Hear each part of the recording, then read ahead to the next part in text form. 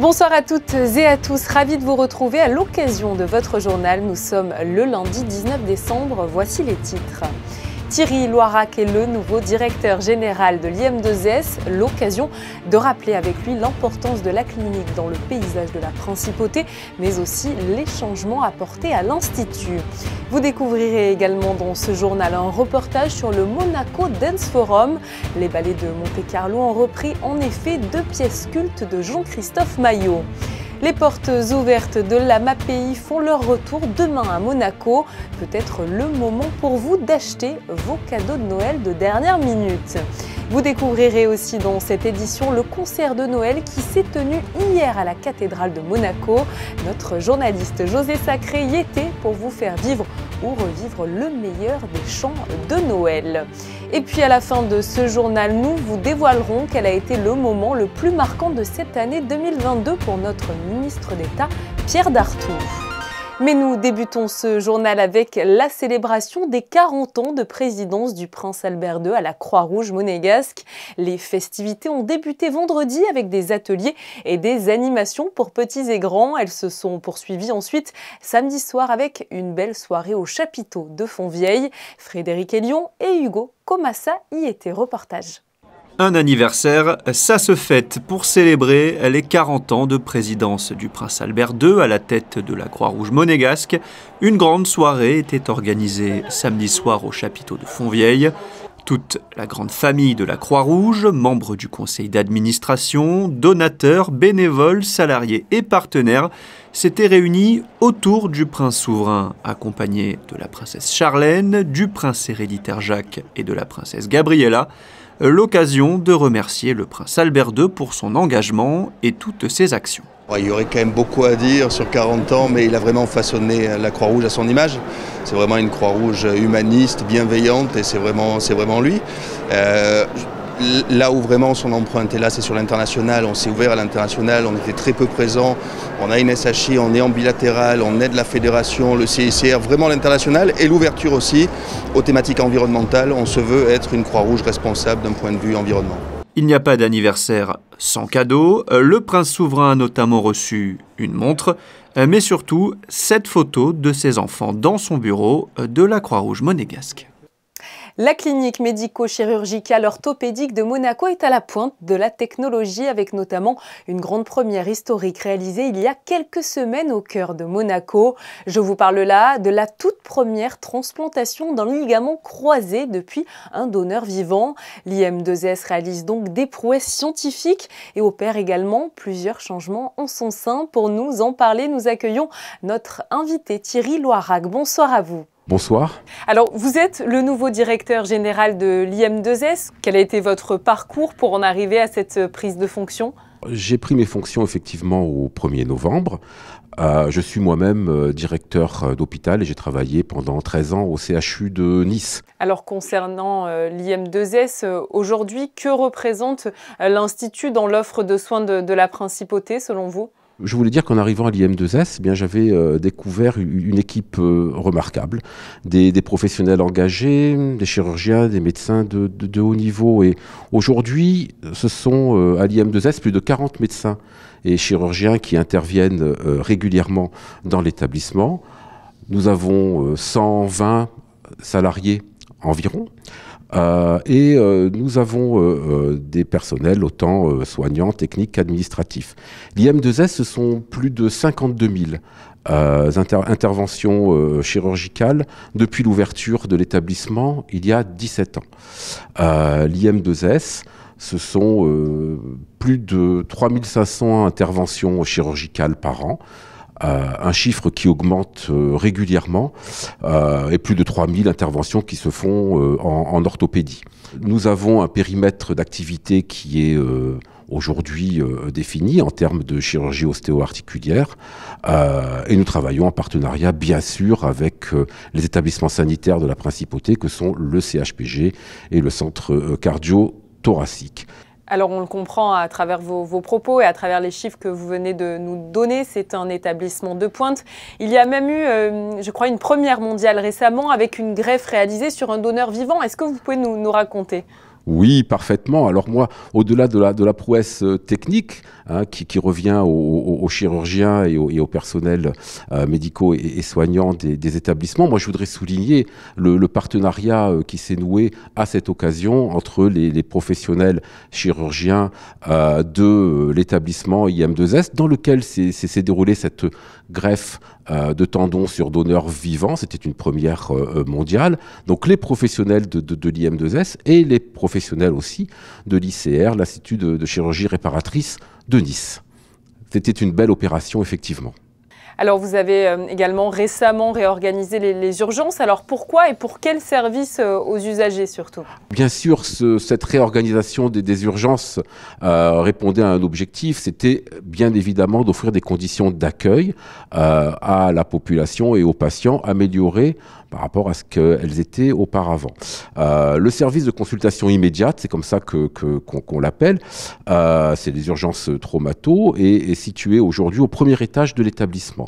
Donc il y a 3 bureaux de consultation, plus un bureau de consultation de suivi, dans des locaux qui sont plus vastes, neufs, en tout cas rénovés, et en proximité surtout immédiate du CISM, le centre d'imagerie du sport de Monaco. Donc on est finalement dans une complémentarité de prise en charge, autant sur la partie consultation que sur la partie imagerie.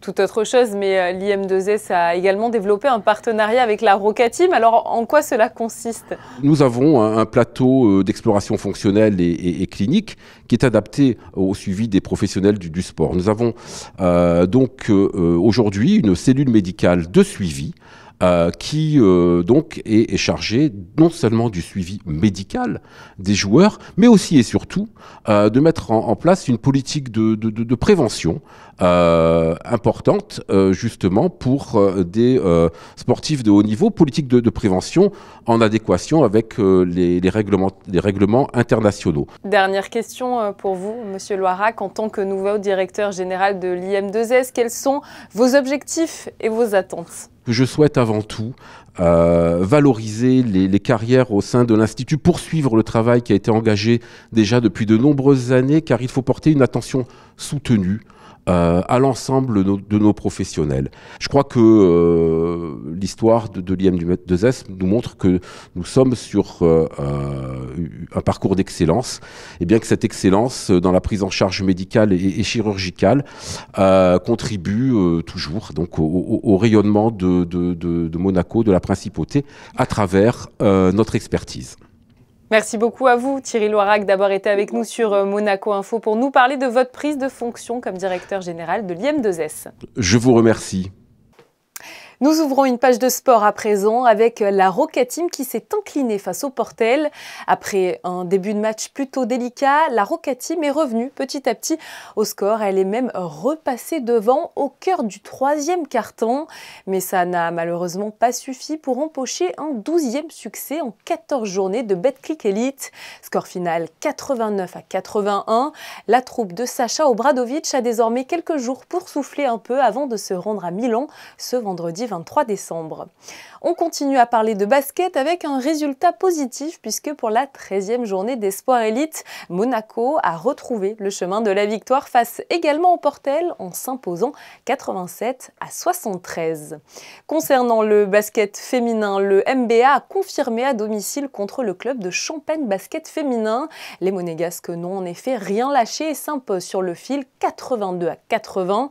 Ce 6e succès de la saison permet au MBA d'occuper une belle 4e place au classement avec un bilan positif de 6 victoires contre 3 défaites juste avant la trêve. Un mot de gymnastique à présent avec l'Étoile de Monaco. Les gymnastes de Thierry Ames l'ont emporté 30-18 face à la Madeleine en top 12. Prochaine rencontre le 11 février avec la réception de Bourges à l'espace Saint-Antoine. Et justement, à l'espace Saint-Antoine s'est tenue ce week-end la 15e compétition de tir à l'arc de la Coupe du Prince Albert II. 160 archers venus de France et d'Italie se sont affrontés toute la journée. Parmi eux, une vingtaine de membres de la première compagnie de tir à l'arc de Monaco qui organisait l'événement. Émilie Flamin, Hugo Comassa et Clélia Renaud étaient sur place. Les gestes sont précis, La concentration à son maximum. À 18 mètres des blasons, les 160 archers se sont affrontés pour arriver au plus près du cœur de leur cible. Une compétition qui a réuni des clubs de la France entière et pas que. Nous avons des gens qui viennent de toute la Ligue de la Côte d'Azur jusqu'à Vedène. Nous avons aussi des gens qui viennent d'Ajaccio, nous avons des gens qui viennent de Aulnay-sous-Bois, de Barcelonnette, enfin des gens qui viennent d'un petit peu partout. C'est une compétition qui est très prisée parce qu'elle est homologuée target, c'est-à-dire qu'à partir d'un certain score, vous pouvez obtenir une petite médaille et en plus elle est qualificative pour les championnats de France. Parmi les 20 participants du côté du club monégasque, on retrouve Cassandra. Elle a 17 ans et pratique le tir à l'arc depuis 5 ans. En fait, j'admire beaucoup les archers que je voyais dans les jeux vidéo ou dans les films. Et j'aime beaucoup le fait de manipuler une arme, particulièrement l'arc parce que c'est assez compliqué. Et pourquoi faire des compétitions? Parce que j'aime bien représenter mon club et être fière de ce que je fais et pouvoir rendre mon club fier de moi. Elle est arrivée 4e au classement U21 Femmes Arc Classique, mais c'est avant tout un plaisir pour elle de participer. Le but c'est plutôt de m'amuser, vraiment, plus que de gagner parce que je considère ça plus comme un entraînement. Et en plus à Monaco c'est mon pays natal et je voulais vraiment participer parce que forcément c'est mon club, c'est là où j'ai commencé le tir à l'arc, donc ça me tenait vraiment à cœur. Ce n'est pas la seule classée dans l'équipe de Monaco. Ils sont plus d'une dizaine à avoir reçu une médaille. Gérard, lui, est arrivé 4e, catégorie Senior 3 hommes, avec son arc classique. Pour lui, les maîtres mots de ce sport sont la concentration, la précision et la maîtrise de soi-même. La prochaine compétition de tir à l'arc aura lieu les 7 et 8 janvier 2023 à Mouansartou. À la salle des Princes du Grimaldi Forum, les ballets de Monte-Carlo ont présenté ce samedi 2 pièces de Jean-Christophe Maillot, opus 40 qu'il avait créé en 1960 à l'occasion de ses 40 ans, et Les Noces sur une musique de Stravinsky. Un reportage de José Sacré et d'Olivier Bonello. Regardez.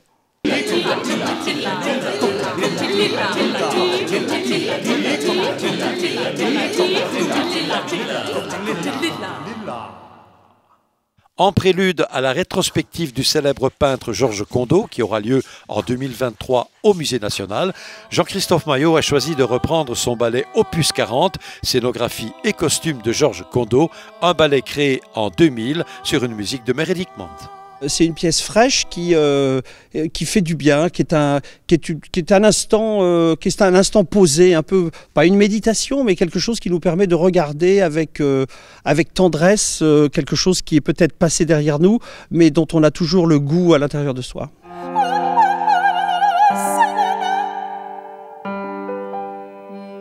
Deuxième ballet au programme, Les Noces de Jean-Christophe Maillot, créé en 2003.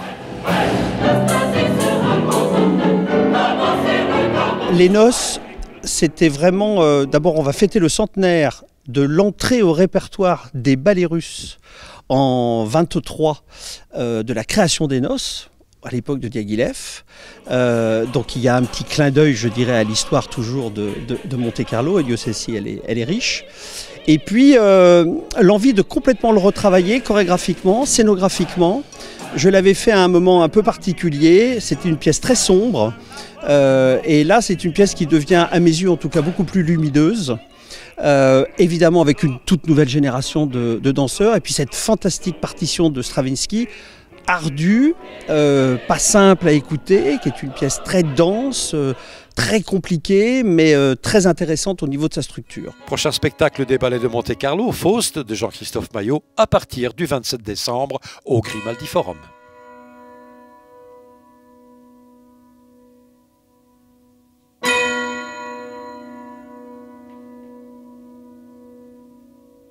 L'Institut audiovisuel de Monaco et la Compagnie des ballets de Monte-Carlo se sont associés pour proposer au public une projection du film West Side Story au Grimaldi Forum. C'était hier aux alentours de 11h et c'est la version originale que les spectateurs ont pu voir. Concernant le synopsis, deux gangs rivaux s'affrontent dans les rues de New York en 1950. Ce samedi s'est tenue la 4e parade de Noël des Fiat 500 historiques de Monaco. 10 véhicules ont défilé dans les rues de la Principauté en passant par la place du Casino, puis par la place du Palais. Le cortège a ensuite fait une petite halte devant le musée océanographique pour terminer son périple au village de Noël pour le plus grand plaisir des passants. Et justement, parlons du village de Noël. Si vous cherchez des idées cadeaux pour ces fêtes de fin d'année, l'AMAPI vous donne rendez-vous dès demain. En effet, la journée Portes ouvertes spéciale Noël fait son grand retour. La plupart des objets et décorations de Noël mis en vente sont d'ailleurs fabriqués par l'AMAPI. Plus de détails dans ce reportage de Christine Datomel et de Julien Laugier. Les affiliés de l'AMAPI et leurs encadrants vous proposent le temps d'une journée demain de célébrer ces fêtes de fin d'année dans la joie et la bonne humeur en ouvrant les portes de leur centre au public. Depuis quelques mois maintenant, ils préparent cette journée tels des petits lutins du Père Noël. Ils ont conçu spécialement pour vous des objets de décoration, des centres de table, des crèches, des paniers garnis ou encore des couronnes de Noël. Moi, j'ai fait les paniers vers là-bas. Vers là-bas. On fait aussi de la sérigraphie. Et là, il y a les plantes qu'on avait achetées ce matin. Et on a fait toute la décoration. Donc, c'est ça qu'il y a. On a les aidés, on a coupé des trucs, on a fait des petits sapins avec des trucs de café. Les paniers là-bas. Qu'est-ce qu'il y a dans ces paniers? Il y a des bouteilles d'huile d'olive et un peu de tout. Ici, maintenant, j'ai collé les pommes de pin. Les pommes de pin, ça a été très dur, mais on y est arrivé, avec de la patience, on y arrive. Mais c'est surtout Noël, célébré avec tout le monde. J'espère que beaucoup de monde qui va venir demain pour vendre et que tout le monde qui achète les cadeaux pour Noël. Avant Noël, voilà.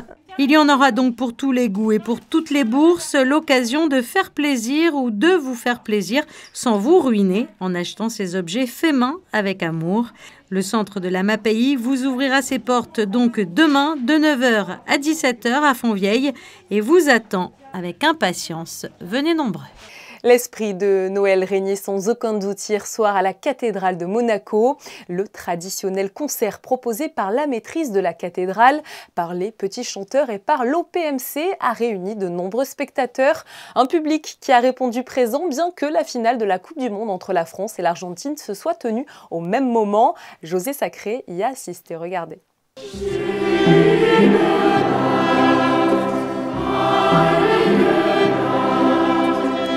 Noël à Monaco, c'était dimanche 18 décembre, un concert spirituel donné à la cathédrale de Monaco par la maîtrise de la cathédrale, les petits chanteurs de Monaco et l'orchestre philharmonique de Monte-Carlo sous la direction de Pierre Debat. C'est la deuxième édition de ce concert de Noël dans la cathédrale de Monaco.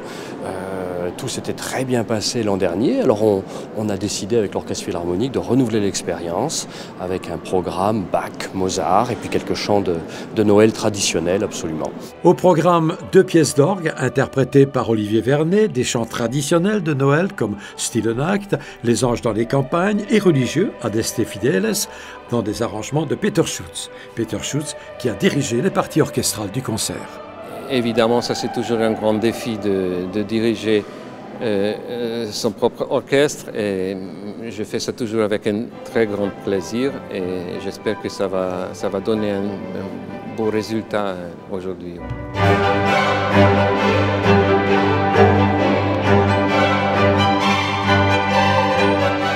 Mozart était au programme avec le Laudate Dominum de Vepre Confesseur en soliste Galia Bakalova et le Te Deum Laudamus par l'ensemble des artistes, petits chanteurs de Monaco, maîtrise de la cathédrale et orchestre philharmonique sous la direction de Pierre Debat.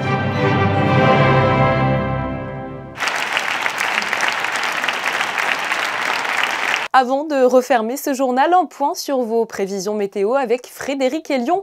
Bonsoir à vous Frédéric, alors quelle est la tendance pour mardi ? Bonsoir Julia, le temps sera variable mardi, un mélange d'éclaircies et de passages nuageux, sans risque d'épisodes de pluie. Les températures seront comprises entre 9 degrés le matin et 14 l'après-midi. Mardi 20 décembre, ce sera la Saint-Théophile. Merci beaucoup à vous Frédéric Hélion pour toutes ces informations. 2023 arrive à grands pas, c'est vrai, l'heure est au bilan pour l'année 2022 et nous avons pu demander à Pierre Dartout, le ministre d'État, quel était à ses yeux l'événement le plus marquant de cette année. Alors bien incontestablement, ça serait la guerre en Ukraine. Et donc le moment précis, c'est la fin du mois de février, quand les troupes russes envahissent l'Ukraine, parce que c'est quelque chose que nous avons vécu en direct, grâce aux moyens de télévision. C'est aussi pour notre génération la première guerre importante, grave en Europe depuis la Seconde Guerre mondiale. Même s'il y a eu des événements tragiques en Yougoslavie, c'était quand même pas de même nature, ni de même gravité. Et donc cet événement grave, tragique, par notamment les morts dans les populations civiles, a eu aussi des conséquences très importantes sur le plan économique. Fort heureusement, Monaco en a été plutôt épargné, mais c'est quand même un événement qui pèsera beaucoup dans l'histoire contemporaine. Et le ministre d'État a profité de sa venue à Monaco Info pour vous présenter ses vœux de fin d'année. Je vous propose de l'écouter. Bien naturellement, je souhaite mes meilleurs vœux, d'abord au prince souverain, Albert II, à toute sa famille, mais aussi à tous les Monégasques et à tous les résidents. Une excellente année 2023, malgré le caractère très anxiogène de la période que nous vivons, la guerre en Ukraine, mais aussi le changement climatique. Et puis, pour ce qui concerne la France, je souhaite bien sûr que la France gagne la Coupe du Monde de rugby en 2023. Eh bien, vivement cette Coupe du Monde de rugby qui débutera, je vous le rappelle, en France le 8 septembre 2023. Je vous en ai parlé dans ce journal. Le concert annuel et spirituel de l'OPMC s'est tenu hier à la cathédrale de Monaco. Au programme, évidemment, des chants de Noël, mais aussi des grands classiques de Mozart. Michael Alési s'est glissé parmi les spectateurs pour vous emmener au cœur de ce beau concert. C'est la fin de cette édition. On se retrouve demain pour un point complet sur l'actualité de la Principauté. Merci encore à vous évidemment pour votre fidélité et à demain.